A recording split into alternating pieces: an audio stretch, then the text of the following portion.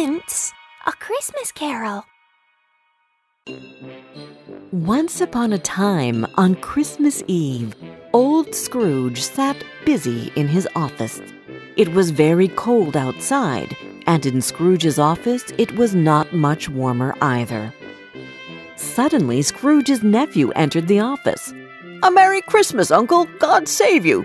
Fred said. "Bah!" said Scrooge. "Humbug!" "Christmas a humbug, Uncle?" said Scrooge's nephew. "You don't mean that, I am sure." "I do," said Scrooge. "What's Christmas time to you? You have to pay bills without money. You're a year older, but not an hour richer. Keep Christmas in your way and let me keep it in mine." "Keep it? But you don't keep it," said Scrooge's nephew, who was a very friendly young man. He even tried to cheer Scrooge up and invited him for dinner on Christmas Day. But Scrooge said no and sent him out. When Scrooge's nephew left, two gentlemen came in to collect money for the poor who had no place they could go. Stingy Scrooge, however, didn't give the gentlemen any money. "Are there no prisons? Are there no workhouses?" he asked sarcastically, and told them to leave the office. When it was time to close the office, Scrooge talked to his clerk, Bob Cratchit. "You want all day off tomorrow, don't you?" said Scrooge. "If that is okay, sir," answered the clerk. "It's not okay," said Scrooge, "and it is not fair. After all, I have to pay you for the day, although you don't work. But if it must be, I want you to start work even earlier the following morning." Cratchit promised that he would, and the two went home. Scrooge lived all alone in an old house.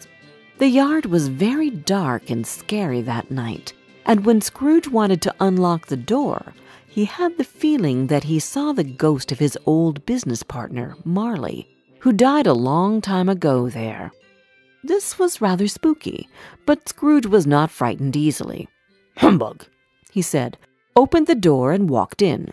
He locked himself in, however, which he usually didn't do.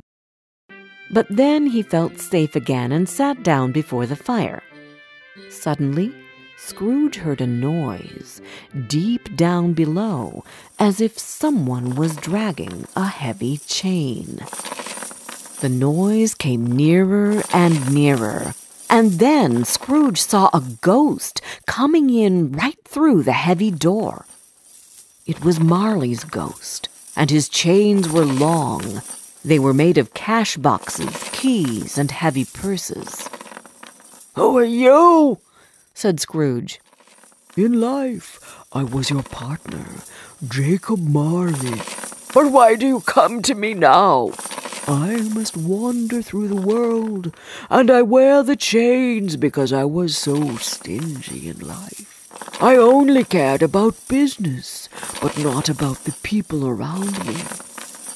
Now I am here to warn you. You still have a chance, Ebenezer. 3 spirits will come to you. Expect the first tomorrow, when the bell tolls 1. When he had said these words, Marley's ghost disappeared, and the night became quiet again. Scrooge went straight to bed without undressing, and fell asleep immediately. When Scrooge awoke, it was still very foggy and extremely cold, and there was no noise of people in the streets. Marley's ghost bothered him. He didn't know whether it was a dream or not.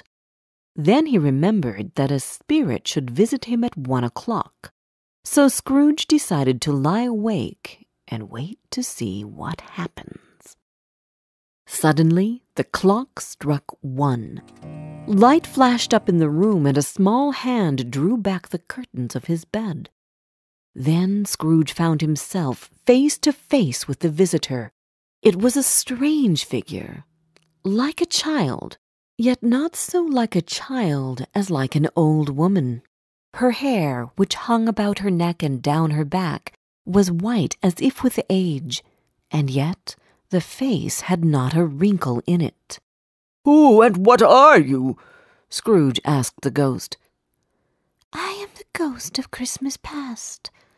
Rise and come with me." The ghost took Scrooge back in time to a place where Scrooge was a boy. There Scrooge could see his younger self playing with other children.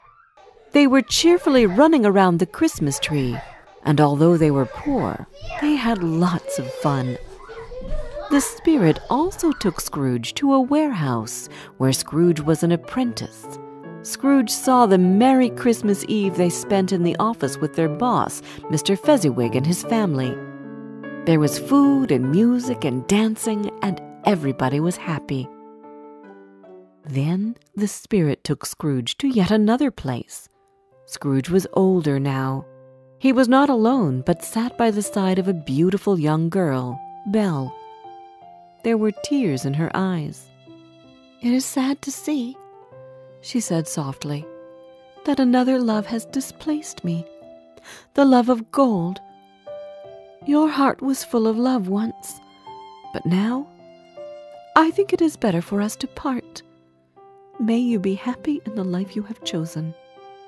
"Spirit," said Scrooge, "show me no more. Take me home. Why do you torture me?" "One shadow more," said the ghost. They were in another scene and place, a room not very large or handsome, but full of comfort. There was a happy family celebrating Christmas with all their warmth and heartiness. Scrooge recognized Belle, his former girlfriend. She was now married and had children. "Spirit," said Scrooge in a broken voice, "take me back. I cannot bear it any longer." He struggled with the ghost to take him back, and finally Scrooge found himself in his own bed again. He was very exhausted and sank into a heavy sleep. Scrooge woke up in the middle of a snore, just before the clock struck 1 again. He sat up in his bed and waited for the second ghost to come. And there it was, the ghost of Christmas Present. It had curly brown hair, sparkling eyes, and it wore a simple green robe with white fur. Its feet were bare, and on its head it wore a holly wreath. The ghost took Scrooge to Bob Cratchit's house, a very poor little dwelling. In the kitchen you could see Mrs. Cratchit preparing Christmas dinner. Her children were cheerfully running around, and Bob Cratchit came in with Tiny Tim upon his shoulders. Tiny Tim was Bob Cratchit's youngest son. He bore a little crutch and had an iron frame around his limbs. Then Christmas dinner was ready, and everyone sat down at the table. As the Cratchits were very poor, it was not much they had for Christmas dinner. But still, everyone was joyful, and you could feel that they all had the Christmas spirit in their hearts. "A Merry Christmas to us all, my dears. God bless us," said Bob Cratchit. "God bless us, everyone," said Tiny Tim. He sat very close to his father's side upon his little stool. Bob held his little hand, as if he feared to lose him. "Spirit," said Scrooge, who felt sorry for the boy, "tell me if Tiny Tim will live." "I see an empty seat," replied the ghost, "and a crutch without an owner. If these shadows don't change in the future, the child will die."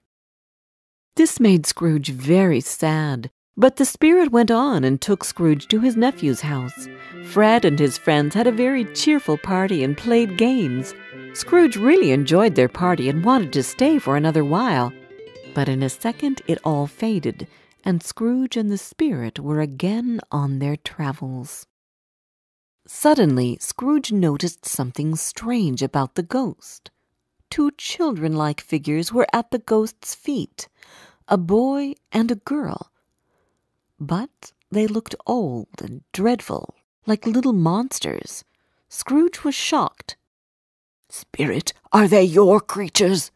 Scrooge asked. "They are man's creatures," said the spirit.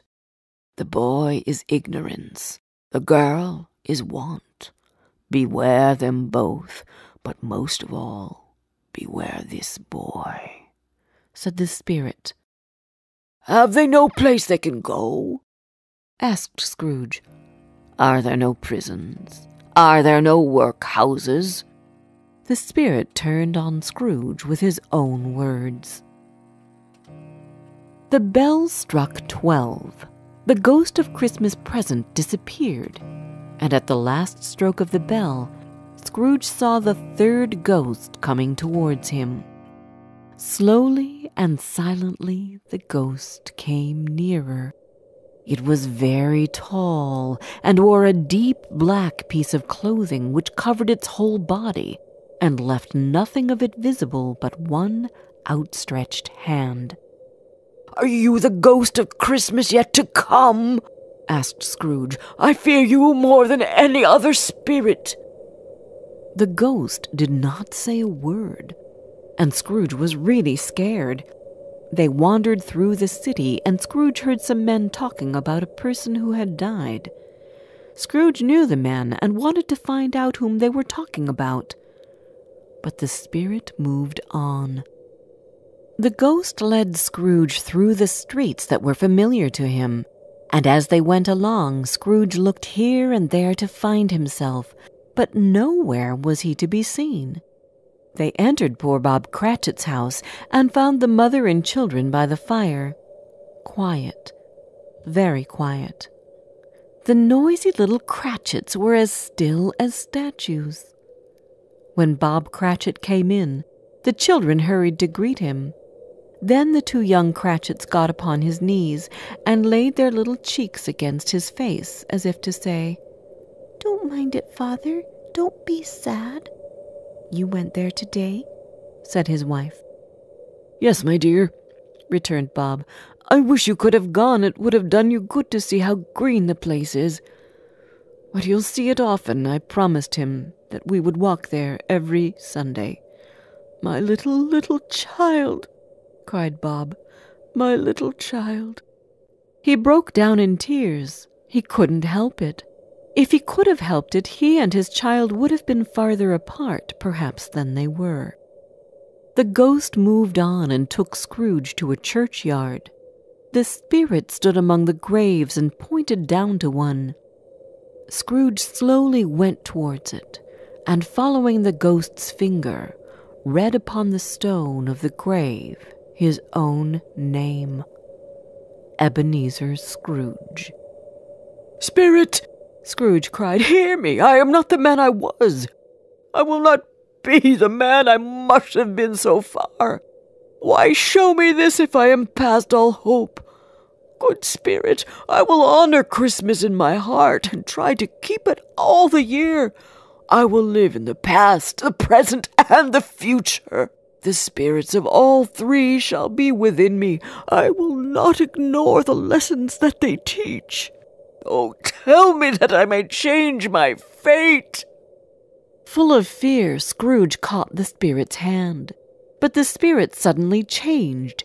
It shrunk and faded, and finally turned into a bedpost. Yes, and the bedpost was his own. The bed was his own. The room was his own. Best and happiest of all, the time before him was his own, and he could make the best of it. "I will live in the past, the present, and the future," Scrooge repeated as he got out of bed. "I don't know what to do. I'm as happy as an angel. I don't know what day of the month it is. I don't know how long I've been among the spirits. Hello? Hello there!" He ran to the window, opened it, and put out his head. "What's today?" cried Scrooge, calling downward to a boy in Sunday clothes. "Today?" replied the boy. "Why, Christmas Day." "It's Christmas Day," said Scrooge to himself. "I haven't missed it. The spirits have done it all in one night. Hello, my fine friend. Do you know the poulterers at the corner? And do you know whether they've sold the big turkey that was hanging up there?" "What, the one as big as me?" returned the boy. "It's still hanging there now." "Is it?" said Scrooge. "Go and buy it. I am in earnest. Go and buy it and come back with the man that I may give them direction where to take it. I'll give you a shilling for it. Come back with the man in less than 5 minutes, and I'll give you half a crown." The boy was off like a shot. "I'll send it to Bob Cratchit," whispered Scrooge cheerfully. "It's twice the size of Tiny Tim." He dressed himself in all his best, and at last got out into the streets. He had not gone far when he came towards the two gentlemen who had walked into his office the day before. "My dear sir," said Scrooge, "how do you do? I fear I wasn't pleasant to you yesterday. Allow me to ask your pardon, and will you have the goodness to—" Here Scrooge whispered in his ear. "Lord bless me!" cried the gentleman. "My dear Mr. Scrooge, are you serious? I don't know what to say to such generosity." In the afternoon he went to his nephew's house. "Fred," said Scrooge, "it's your Uncle Scrooge. I have come to dinner. Will you let me in, Fred?" Of course Fred let him in. It was a very hearty welcome, and they all had a wonderful party. But Scrooge was early at the office next morning. Oh, he was early there. If he could only catch Bob Cratchit coming late. And he did it. Yes, he did. Bob was a full 18 minutes and a half behind his time. Scrooge sat with his door wide open that he might see him come in. "Hello!" growled Scrooge in his usual way. "What do you mean by coming here at this time of day? I am not going to stand this sort of thing any longer. And therefore," he continued, jumping from his stool, "and therefore I am about to raise your salary. A Merry Christmas, Bob!" Bob Cratchit was very surprised, and so were many people who found Scrooge so changed. Scrooge became a better person. To Tiny Tim, who did not die, he was a second father. Scrooge became as good a friend, as good a master, and as good a man as the good old city knew. Or any other good old city or town in the good old world. It was always said of Scrooge that he knew how to keep Christmas well. May that be truly said of us and all of us. And so, as Tiny Tim would say, God bless us, everyone.